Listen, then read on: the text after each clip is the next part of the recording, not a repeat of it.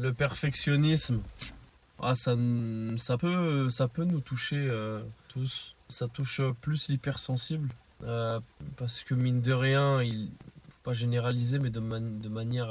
Enfin, on sent quand même qu'il y a un décalage par rapport aux autres. Et en fait, ce qui se passe souvent durant l'enfance, c'est que quand on est petit et que on est hypersensible et qu'on n'est pas compris par ses parents, on peut intégrer la croyance que pour que nos parents nous aiment, il faut qu'on fasse le maximum, il faut qu'on fasse plus. Le perfectionnisme, ça peut aussi arriver quand on a eu des parents qui ont été très très sévères dans le sens ah, tu ramènes 15 de moyenne, bah non, il faut que tu ramènes 18, il faut que dans le sens où c'est jamais assez. Et en fait, enfant, tu internalises la croyance que c'est jamais assez et que du coup, pour avoir l'amour de tes parents, et bah il faut que tu sois parfait.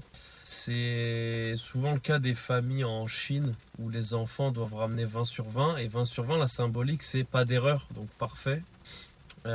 Et ça reste dans l'enfance. Ce côté où c'est jamais assez et c'est assez vicieux parce que c'est jamais assez, mais on aura toujours des défauts parce qu'on n'est pas parfait, on ne le sera jamais. Mais voilà, enfin une croyance qui peut nous amener à compromettre notre intégrité, nous oublier, nous dénigrer aussi. Et en fait, la solution du perfectionnisme, c'est encore une fois de renoncer d'abord à ce bas monde, de renoncer à cette vie, premièrement. Deuxièmement, trouver la source de cette croyance-là. Est-ce qu'elle vient de l'enfance? Essayer de faire un rétro-pédalage par rapport à son enfance et à son passé. Et petit à petit, déconnecter ces schémas de pour être aimé, il faut que je fasse plus, il faut que je sois parfait. Comprendre qu'on ne sera jamais parfait, et heureusement, sinon on se ferait chier. Et aussi se dire que on peut être aimé et on est légitime d'être aimé avec nos qualités et avec nos défauts. Chercher, parce que souvent c'est des schémas qu'après on reproduit avec les autres.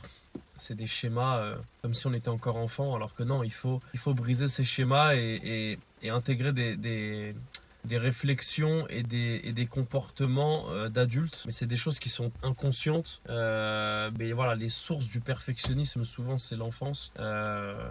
Se rendre compte de ça et après, voilà, encore une fois, le lien avec les autres, la connexion avec les autres pour pouvoir qui nous permet de progresser aussi en tant qu'individu parce que ça nous permet d'avoir un miroir, un reflet de nous-mêmes et ça nous permet de voir aussi notre évolution, notre progression.